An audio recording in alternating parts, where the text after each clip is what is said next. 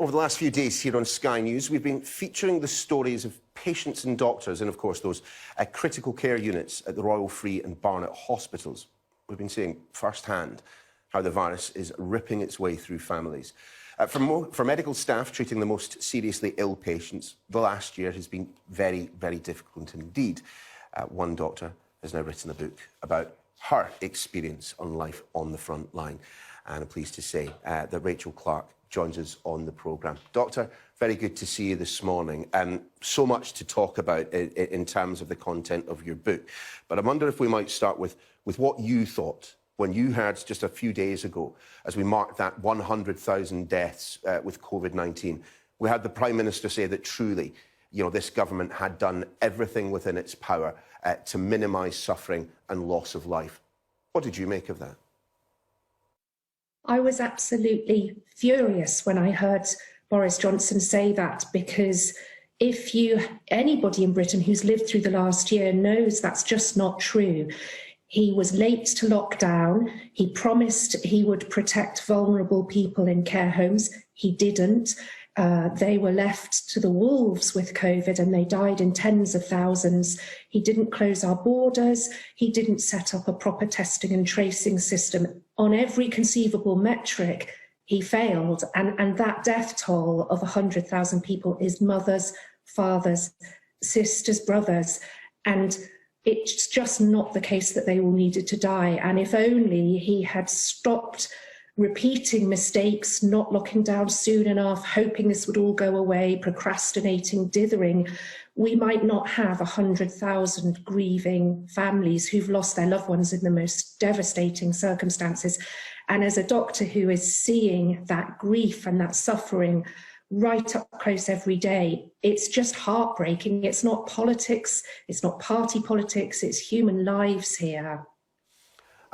Doctor, you've obviously written a couple of books before, and they have shone a light on parts of our healthcare system which perhaps have not been focused on enough. This, however, is about speaking to colleagues, yourself, your experiences on the front line. I mean, how has it been for you?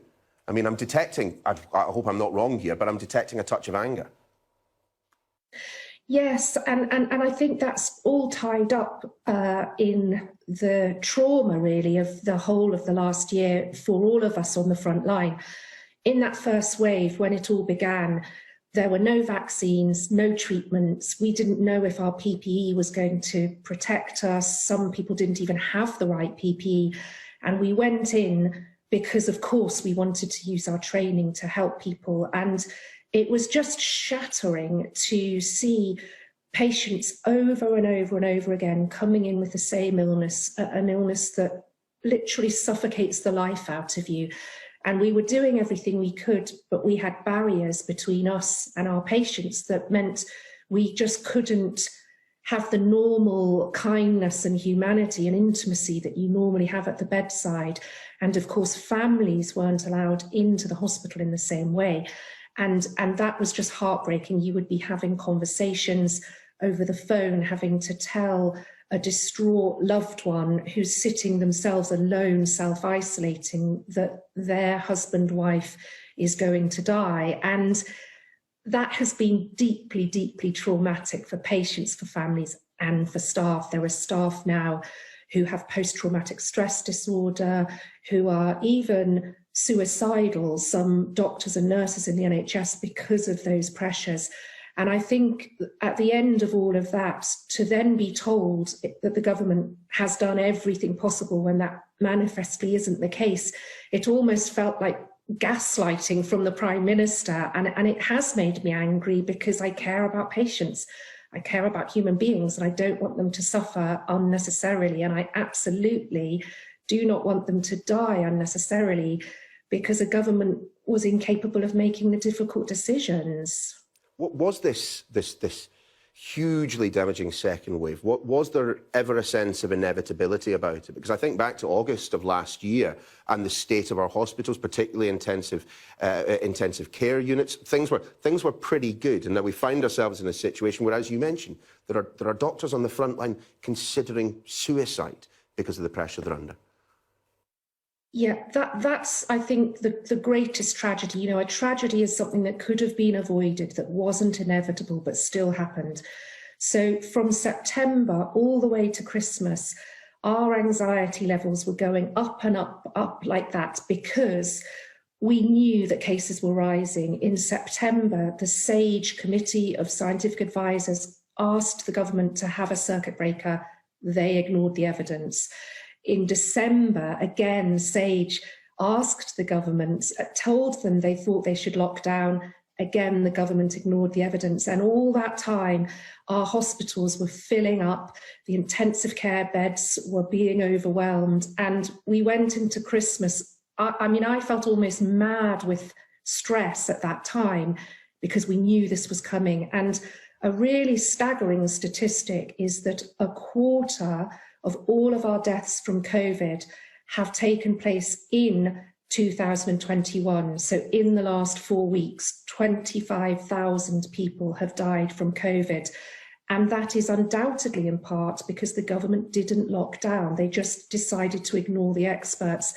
And for me, that's the definition of a tragedy. We didn't have to be here. Those people didn't have to die. And it's heartbreaking. Rachel, you mentioned that the stresses that you and your colleagues are experiencing right now. Just a very personal question to you. How on earth do you get out of bed in the morning?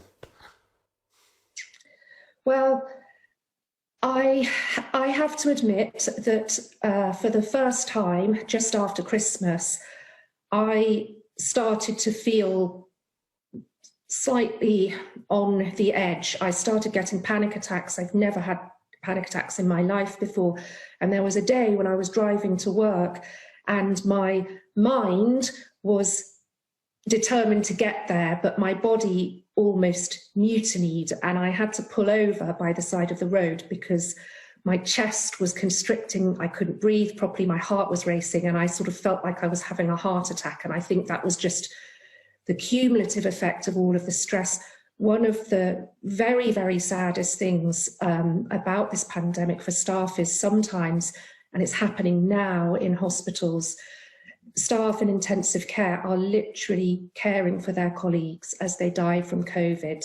You are looking after a nurse or a doctor who is a loved and valued member of the team, and you see them dying and you can't stop that happening. And they may well have picked up their COVID in hospital, and that is just desperate. So the pain amongst the whole of the frontline workforce is just desperate at the moment. And I suppose if there's one thing the government could and should do, it's to honour all of that rhetoric, calling us heroes and angels, and make sure that resources are put into supporting a deeply traumatised workforce.